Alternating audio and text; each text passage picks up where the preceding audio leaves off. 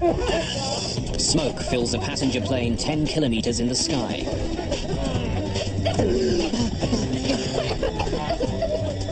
We're on Mayday. We're going down. Electrical systems shut down as the smoke spreads. The crew tries desperately to land their stricken plane. We're going to need an emergency landing. Put your head on their lap. We're going to need fire trucks. They're standing by for you. What seemed like a small problem at first has become a life-or-death struggle for everyone on board Air Canada Flight 797.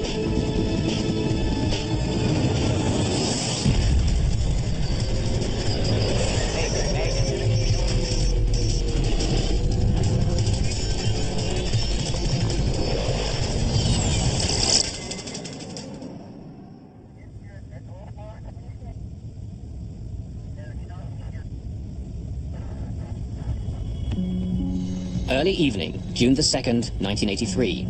Supper time aboard Air Canada Flight 797. Captain Donald Cameron has been working for Air Canada for 17 years and has flown almost 5,000 hours on a DC-9. But it doesn't mean he gets to eat first.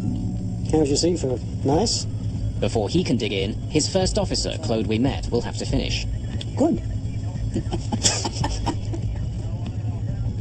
The jet is in the middle of a flight from Dallas, Texas to Montreal with a stopover in Toronto. The heavy cloud cover below hides some light showers, but at their cruising altitude of 10,000 meters, the view is clear and bright.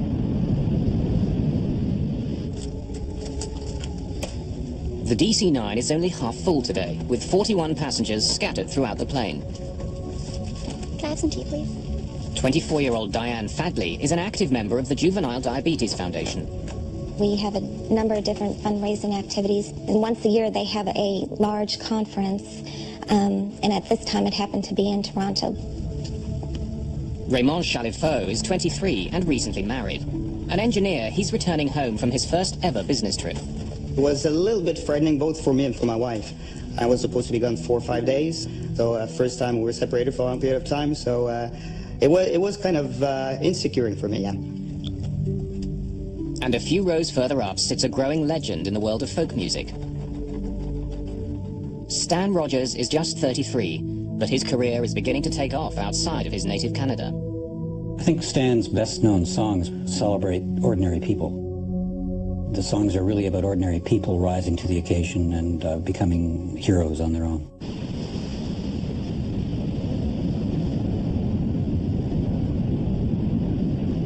Just before 7 o'clock, the plane is a little more than halfway to Toronto. What was that? It's right there, I see it. Right there. Yeah. 3 circuit breakers have popped out. Like fuses, they protect delicate electrical circuits on the plane from becoming overloaded. Like a machine gun. Yeah. Zap, zap, zap. The 3 breakers are for the flushing motor in the toilet at the rear of the plane. Cameron decides to give them a few minutes before he tries to reset them again. You know, sometimes it overworks and overeats, and then the breaker pops, and then it cools off, and then you push the breaker and everything's fine. So put the snag in a logbook, and that's it. Someone must have pushed a rag down a toilet or something. Jammed it and it overheated. Cameron thinks that something must be stopping the motor from working properly. But it's not an emergency. Toilets get blocked all the time. Several minutes pass as the plane continues on its way to Toronto. Flight attendants Laura Kayama and Judy Davidson are busy serving up dinner in the cabin. In the cockpit, it's Captain Cameron's turn for dinner.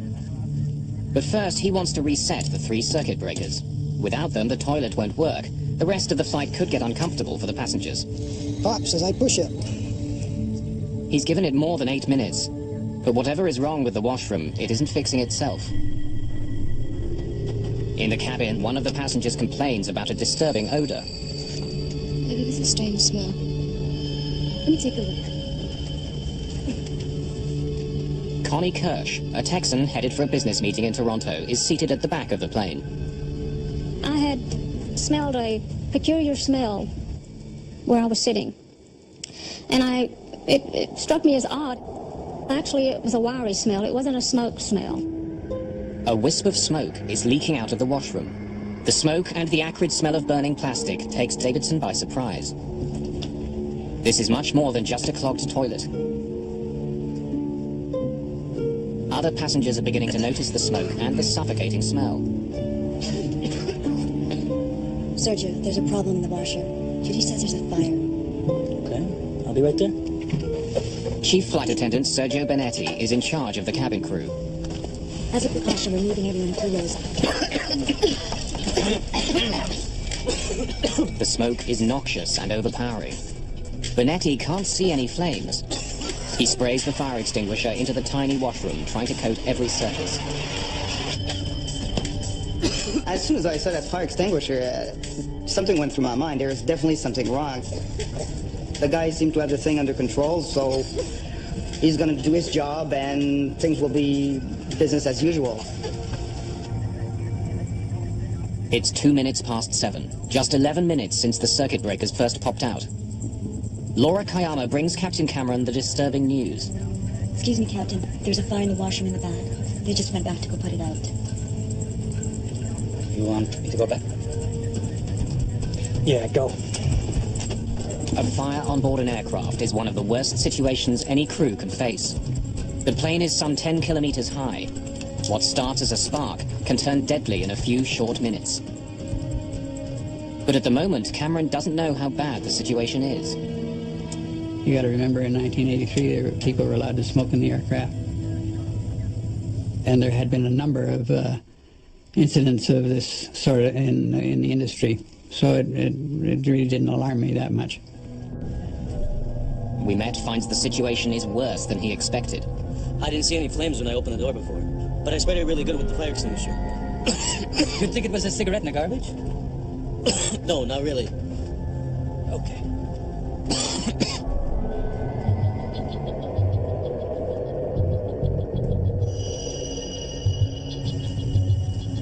Can't get back there. Smoke's too heavy. I think we'd better go down. But Flight Attendant Sergio Benetti has a very different assessment of the situation. You don't have to worry. I think the smoke's easing up. It's a confusing moment for Captain Cameron. Some components do fail from time to time that are not severe or serious enough to cause an emergency descent. That's a pretty serious thing. When Ouimet and Benetti were at the back of the plane, the smoke seemed thick, but now it appears to be subsiding. Okay, it's starting to clear now. But I'll go back and check if that's okay. Yeah, that's okay. Take these goggles. I'll leave my mask on. Go back wherever you can, but don't get yourself incapacitated. No problem. No problem. If it's just a broken toilet motor, Cameron can still make it to Toronto. But if it's more serious, he'll have to land immediately before the small inconvenience becomes a deadly problem.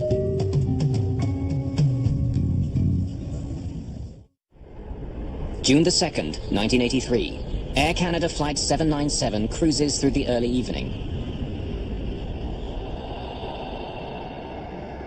The flight has taken an unsettling turn. Wisps of smoke are gathering at the back of the DC-9. An acrid smell is spreading through the cabin. The crew is growing concerned. They've already moved passengers towards the front of the jet, as far as possible from the creeping smoke. Captain Donald Cameron is waiting for an update from the back of the plane, when suddenly he's got a new problem. The master warning light is on. Electrical systems throughout the plane, including some in the cockpit, begin to fail.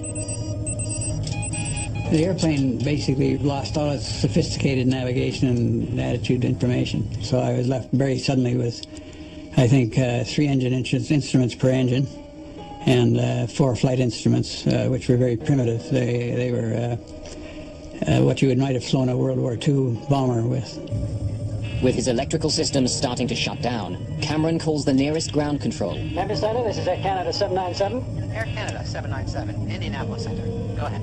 Yeah, we've got an electrical problem here. We may be off communication shortly. Stand by. Co-pilot Claude Ouimet is at the back of the plane. The washroom door handle has become hot to the touch. He doesn't even risk opening it. Faced with a potential fire on board, the crew have no choice but to land their plane as soon as possible. I don't like what's happening. I think we'd better go down. We're going to be making an emergency descent. Brief the captain. Yes, sir. As soon as the decision is made, another warning light goes on. They've just lost most of their emergency power. We're talking about multiple failure here, and it's starting to be complicated. So we're going down, and obviously we have to land. Mayday, mayday, mayday. A small problem has snowballed into an all-out emergency. Mayday, mayday, mayday. This is Louisville Control, over. Air Canada 797, we have a fire on board. We are going down. Can you possibly make Cincinnati? Roger that. Cincinnati is 46 kilometers away. They can make it.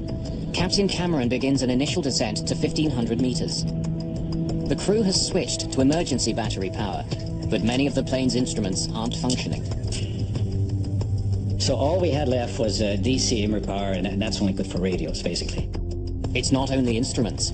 Cameron finds that a critical piece of his plane isn't working properly. The horizontal stabilizer on the tail of his DC-9 is frozen. Cameron uses the part that's still working, the elevators, to make the plane dive. But like a car that's lost power steering, the aircraft resists. As Cameron pushes on the controls, they push back, with a pressure equal to 20 kilograms.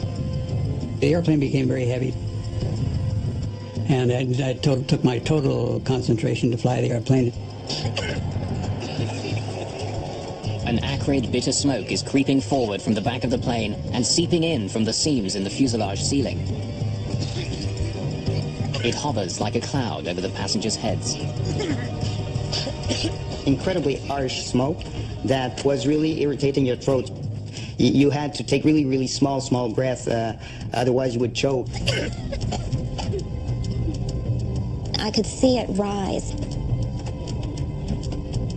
It was traveling along those luggage racks, you know, coming forward. The smell of burning plastic fills the air. Dropping oxygen masks could make the situation worse. I could have deployed the oxygen mask for the passengers, but it's forbidden. You're only allowed to use the oxygen mask in case of a massive decompression or loss of cabin pressure, not for fire.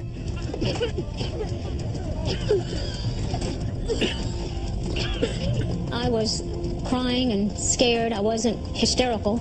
The gentleman sitting next to me explained to me that if I would not cry and if I could, you know, conserve my, not breathe so fast, that it would conserve the oxygen, would help us, and not to worry, that the flight attendants, they really know how to handle these sort of situations.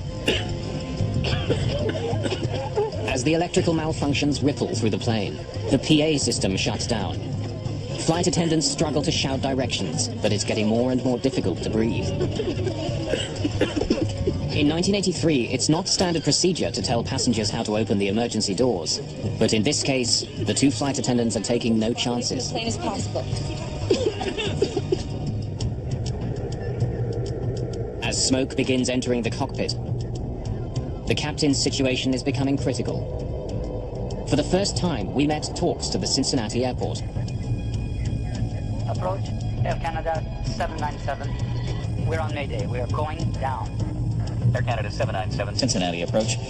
Plan runway 36, ILS. And the equipment has been alerted. Do you have time to give me the nature of the emergency? We have a fire in the washroom. We're filling up with smoke right now. Say, type of aircraft, number of people on board, and amount of fuel. We'll copy that later. We don't have time. Gregory Karam is the approach tower controller. He's the lifeline for the struggling jet. He can't see the plane on radar yet, but he knows it's in trouble. There was really no mayhem whatsoever, no screaming, nothing at all. In fact, it was very quiet and calm. And again, I was terrified at that point. Almost 13 minutes after 7, Karam catches sight of Flight 797 on his radar. Air Canada 797, you are now fully identified. This will be a no gyro radar approach for runway 27 left. Descend now to 3,500 feet. Your position is now 12 miles southeast of the airport. The crew needs to be guided in from the ground. Struggling to see through the dense smoke, they could easily veer off course. Karam will talk them down, watching them every step of the way. In the cabin, the smoke and heat are becoming unbearable. My thought was, well, we're going to crash. They won't be able to identify myself because I didn't have my papers with me, so I stood up, I took my wallet in the compartment and put my jacket on so that they could identify my body. I knew at that point, that's when I decided, I felt that I was not going to make it because I felt I would never see my family again, and the situation just seemed very impossible. Stan certainly had a sense of his own mortality, and he hated to fly. But the demand for Stan was growing, so he was flying more often. And he certainly had a sense that with so much traveling, his risk is elevated. Where's the airport? 12 o'clock and 8 miles, Air Canada. Okay, we're trying to locate it. We're going to need fire trucks. They're standing by for you. Can you give me the number of people and amount of fuel? We don't have time. It's getting worse in here. Understood, sir. Turn left now. You are 1/2 mile north of final approach.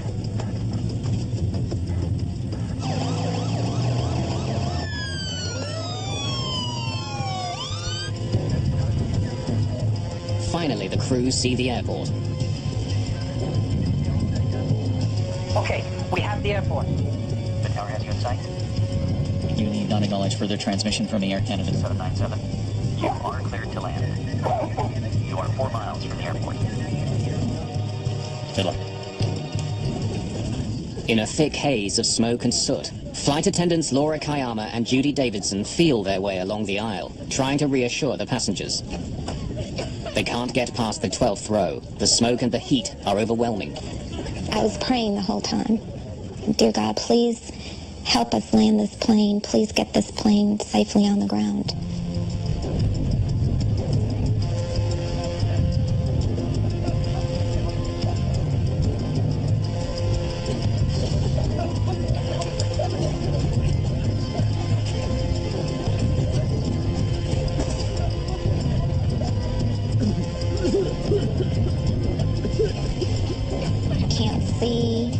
Can't breathe, death absolutely crossed my mind, but hang in there, don't give up.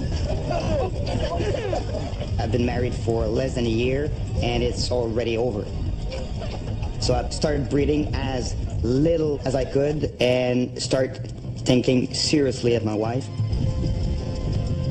Fighting the reluctant controls, Captain Cameron's strength is being pushed to the limit.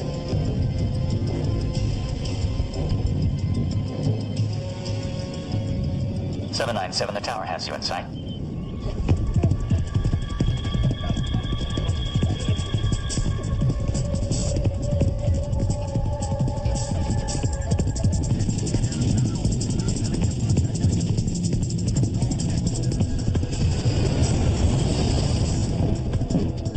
Squinting through the smoke, the crew of Flight 797 land hard. At 20 minutes after 7, the Air Canada plane is on the ground. It's less than 30 minutes since the first sign of any trouble on board Flight 797. When we touch the ground, I assume that we're safe now. Now let's get out of this airplane. But inside the plane, the smoke isn't letting up. Passengers are undoing their seatbelts and trying desperately to escape. I got up out of my seat, and I remember putting my hands up on someone's back, and it was like waiting in a line. And I knew that was one line I didn't want to wait very long. So I turned around and went the other direction, not knowing I was actually heading towards the front of the plane.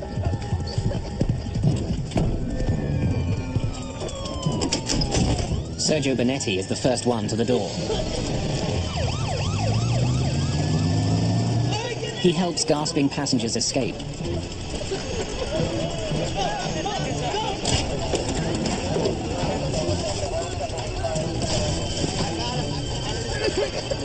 The cabin is pitch black and burning hot.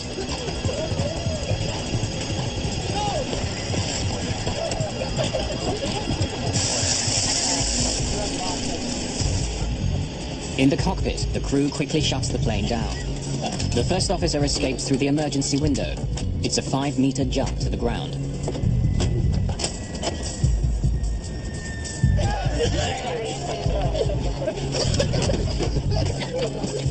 Passengers have opened 3 of the overwing exits. But even with the doors open, the exits are all but invisible. The smoke is too thick.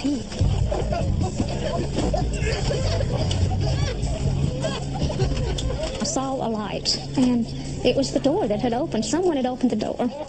I realized what it was. I ran to the door and held my help. I just put my face out so I could breathe. Passengers who have found the exits slide off the wing and stumble to safety. On the ground, Laura Kayama and Judy Davidson frantically move passengers away from the deadly plane. Fire rescue vehicles surround the plane. They douse the plane's exterior and the ground beneath with foam, fearing a fuel fire or worse, an explosion. Through the cockpit window, we met can see Captain Cameron sitting in his seat looking dazed and slumped towards the wheel. First thing that got my attention was to see Don's face in the window and realize that he was not completely conscious. I couldn't get out of my seat.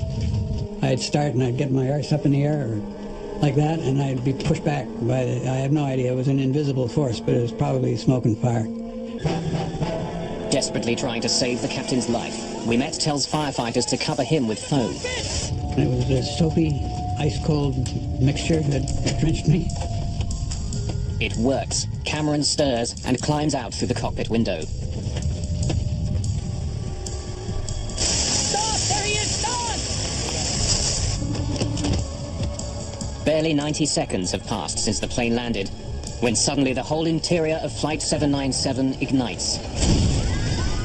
The flames roll through the cabin like a train.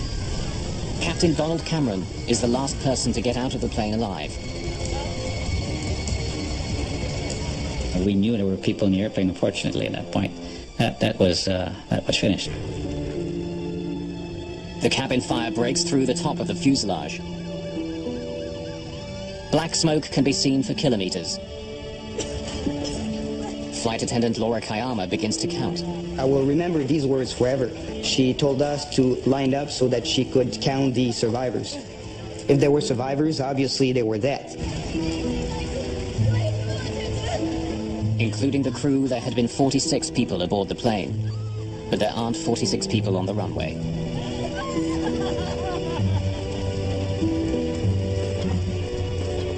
I really thought that if the pilot could land the plane, we would all get off. But I knew when I looked around, I didn't think we were all there. The passengers who escaped the plane suffer from smoke inhalation and minor injuries, but most are not badly hurt. It was almost like if you got off the plane, nothing was wrong. I mean, there was maybe a sprained ankle, maybe someone had a broken arm or something. You made it and you were completely fine, or you didn't make it. The young man next to me that helped me with my breathing techniques didn't survive. That was a real tough blow, because I know, for one, I believe he played a big part in my survival. I guess it was around midnight. I decided to call Air Canada. I said, I'm trying to find out if a friend of mine was on this flight in Cincinnati. And she said, are you a member of the family? I said, no, I'm just a close friend. And she said, do you know if his wife is alone? And I said, well, yes. And she said, well, she may need somebody with her.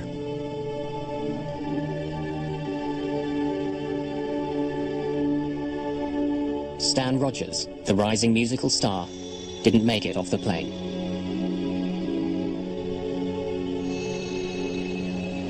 Cincinnati ground. This is Captain of the Air Canada flight that's on fire here. Captain Cameron radios Cincinnati ground control from an emergency vehicle near his plane. He has a sobering message. It seems there are 23 people left on board the aircraft. Is there a scheduled carrier runs into here that could maybe give aid and shelter for our stranded passengers? It's pretty cold out here.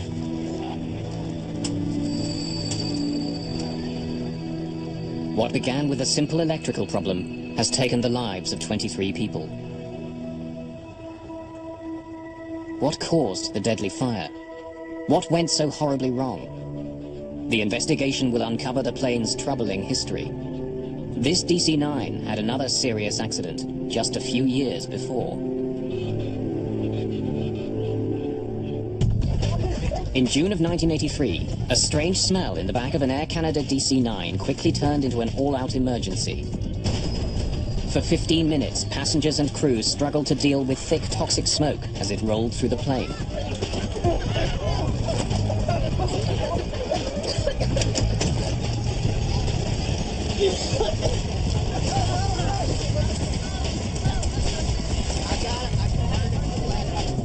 Flight 797 made a remarkable landing, only to burst into flames 90 seconds later. 23 people didn't escape the plane.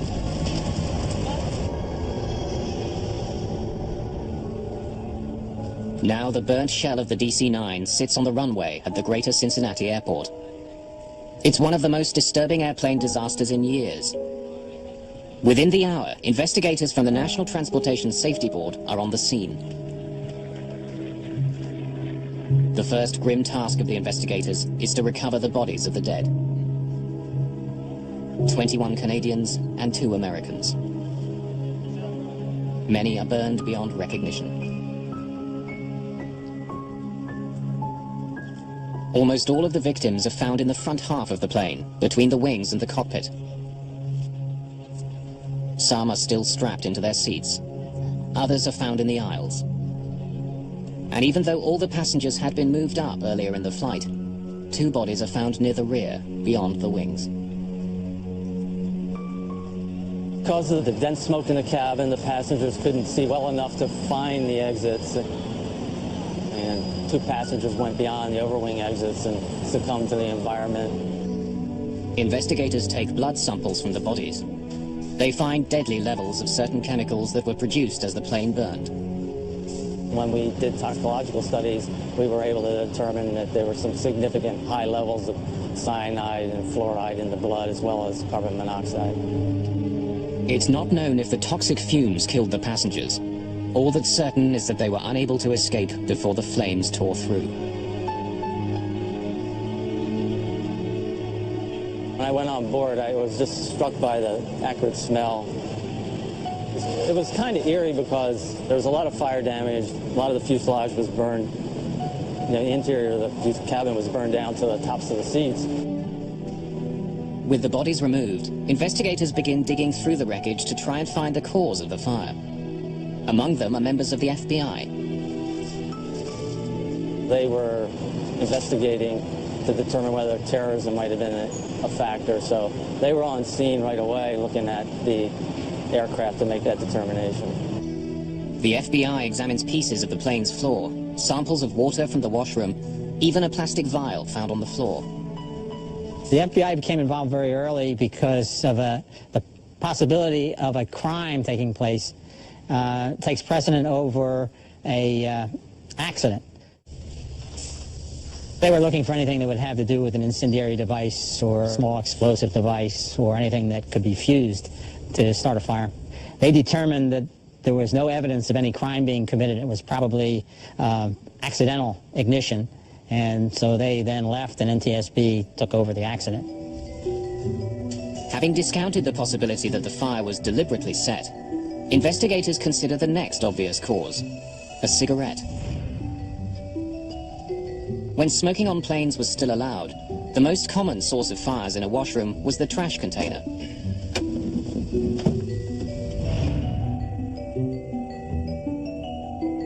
Investigators examine the trash container and find that the top is burned away, but the trash chute and the container behind and below the sink are intact.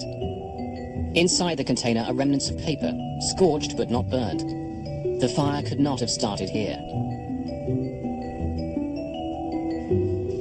With the most obvious potential causes discounted, investigators begin to comb through the wreckage looking for what had started the fire.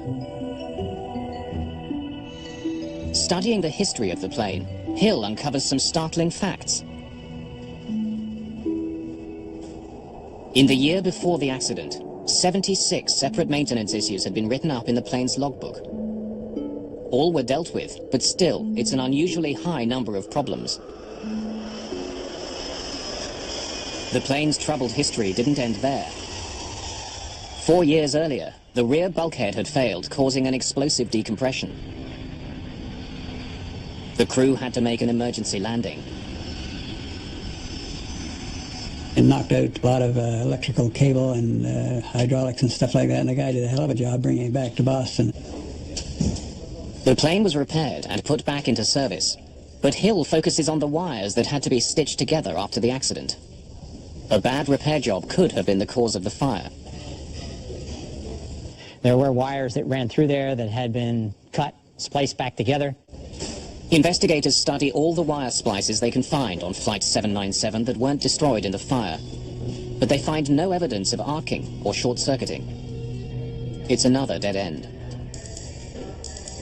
Investigators turn their attention to the cockpit voice recorder and the popping circuit breakers.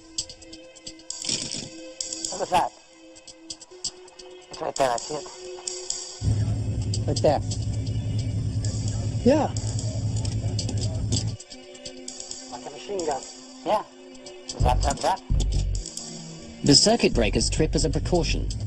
When they begin to overheat, the circuit breakers turn off, cutting electrical current to the motor. It's a safety feature, so the motor won't cause a fire.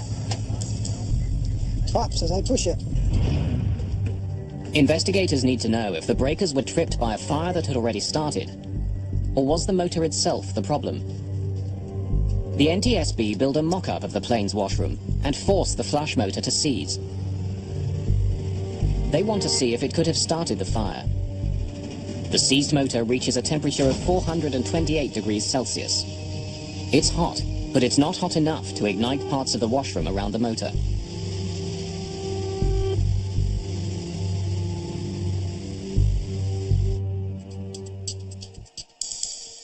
As they listen to the cockpit voice recorder, investigators uncover a puzzling clue.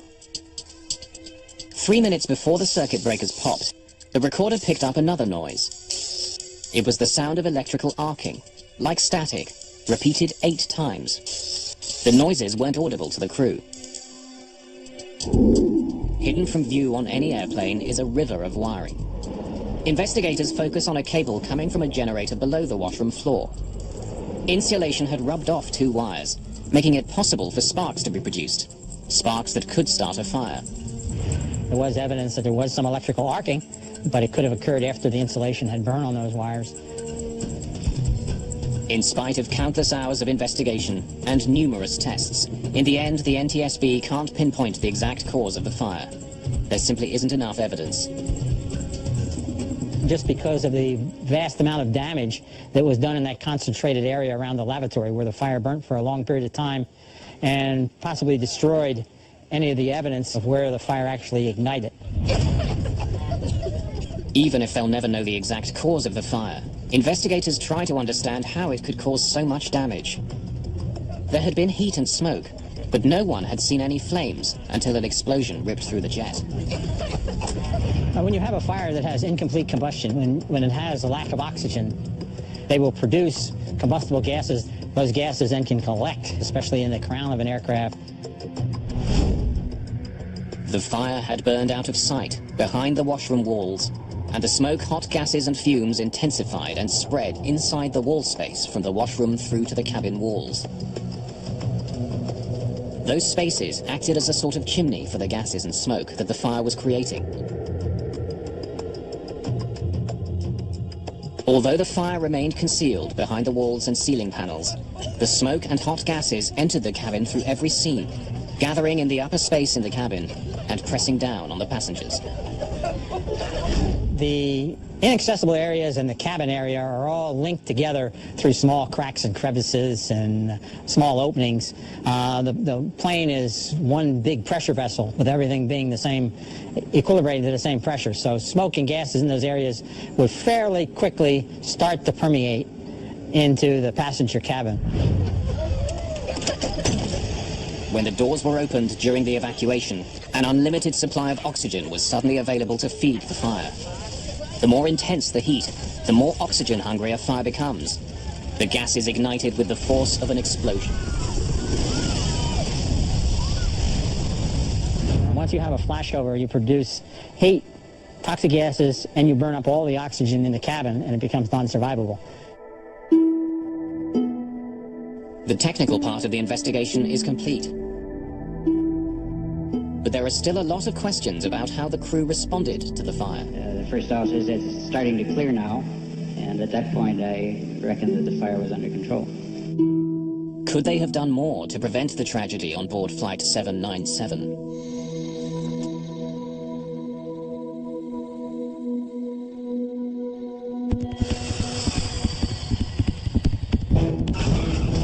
In 1983, a washroom fire on an Air Canada DC-9 filled the plane's cabin with smoke.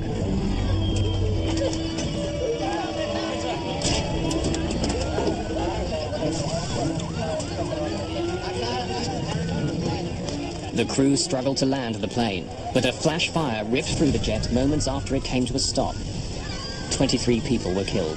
There was a fireman hollering at us. I think the quote was, "She could blow at any minute." NTSB investigators are unable to definitively pinpoint the cause of the fire. But after reviewing all the information they have, they're ready to release their report. The report on the lethal fire aboard Air Canada Flight 797 is published a year after the accident. It's a landmark in aircraft safety, but it immediately makes for controversial headlines. The NTSB points out that the source of the smoke was never identified, either by the flight attendants or the first officer. The captain was never told, nor did he inquire as to the precise location and extent of the fire which had been reported to him. And with that in mind, what type of fire did you believe that you had? The bin fire. Mayday, Mayday, Mayday. And the report asks a hypothetical question. Canada 797, we have a fire on board. We are going down. Can you possibly make Cincinnati? Roger that. If he'd begun to descend sooner, could the captain have landed at Standiford Field Airport in Louisville, Kentucky? It was a few minutes closer. The report and the media attention it gets are devastating to Captain Cameron and his crew. Soon after the report is released, there's an outcry among pilots in the industry. They resent its implied criticism of Flight 797's crew and the suggestion that they could have begun their descent 5 minutes sooner. Several months later, the Airline Pilots Association submits a petition that defends Cameron and the crew. It makes an impact. The NTSB release a revised report, including the petition by the Airline Pilots Association. In the petition, First Officer We Met writes an impassioned defense of landing the plane where and when they did. The issue wasn't only the distance to the nearest airport, but the required rate of descent. As it was, the plane barely made the descent to the Greater Cincinnati Airport.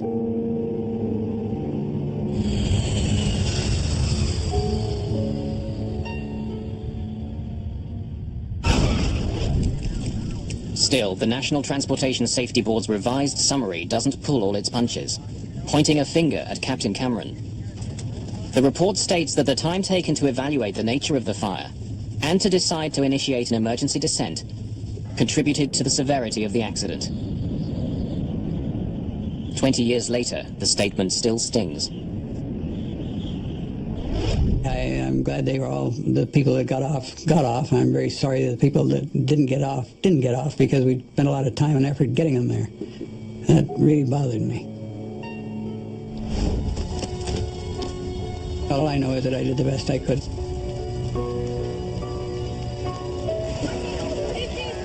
Along with the comments on the performance of the crew, the NTSB recommends a host of safety improvements. Perhaps if the flight had been full, someone would have noticed the smell of smoke sooner. But what the washroom of Flight 797 could have used was a smoke detector. They weren't standard throughout the industry, but after Flight 797, attitudes and regulations changed.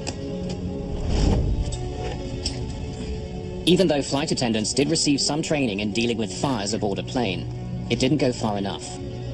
But what was more obvious, the flight attendants weren't properly equipped to attack fires. Without full face masks and oxygen, they couldn't be expected to fight fire while holding their breath. In the years after Flight 797, attendants received better equipment and training. The cabin crew had also made split-second decisions that helped save lives. Moving passengers further up the plane and handing out wet towels minimized the effects of the toxic smoke. Their decision to tell passengers to open the emergency exits over the wings was not standard procedure, but it let some passengers escape more quickly and was eventually adopted as a routine practice. Finally, it became obvious from the location of some of the bodies that passengers died because of precious seconds lost trying to find the exits in the pitch dark. What would have made a difference? Track lighting on the floors and bumps along the overhead bins that identified the rows with emergency exits. Features that would eventually become standard.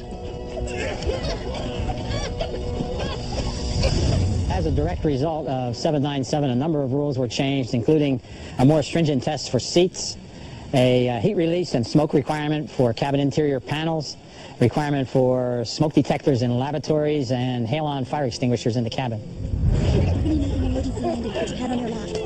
But the changes were too late for those who died on Flight 797, like the man sitting beside Connie Kirsch.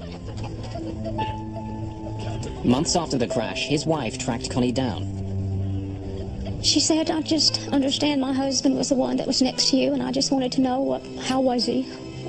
What was his spirits? And I said, he was in great spirits. He's very nice. He let me sit next to him and explained to me how to breathe. That was really difficult, you know, and the guilt that I carried for a long time was difficult. But I'm past the guilt, but I guess when you go back to it and you think about it like this in detail, you're right back there. Stan Rogers was another victim of Flight 797. He would never be able to fulfill the promise of his life and growing career. I loved his generosity and his loyalty as a friend. As an artist, he was perhaps one of the best songwriters this country's ever produced, and it was really an incredible pleasure and honor to be working with him. He still gets lots and lots of airplay, and so his legend grows. Sometime after the accident, 2 Air Canada employees show up at Diane Fadley's door in Dallas. They brought my Bible. It's dark because it was burned and singed, but it's a paperback Bible, and it did not completely burn up. This is just a reminder to me that God was with me, and I believe He protected me, and you know, He was there with me.